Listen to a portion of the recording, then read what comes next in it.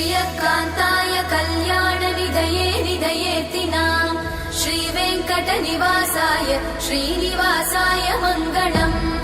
लक्ष्मी सविभ्रमालोक सुभ्रूविभ्रमचक्षुषे चक्षुषे सर्वलोकानां वेङ्कटेशाय मङ्गलम् श्रीवेङ्कटाद्रिशृङ्गाग्रमङ्गलाभरणाङ्गये मङ्गलानां निवासाय श्रीनिवासाय मङ्गलम्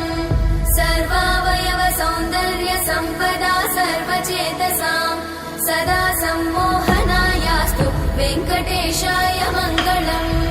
नित्याय निरवध्याय सत्यानन्दचिदात्मने सर्वान्तरात्मने श्रीमद् वेङ्कटेशाय मङ्गलम् स्वतः सर्वविदे सर्वशक्तये सर्वशेषिने सुलभाय सुशीलाय वेङ्कटेशाय मङ्गलम्।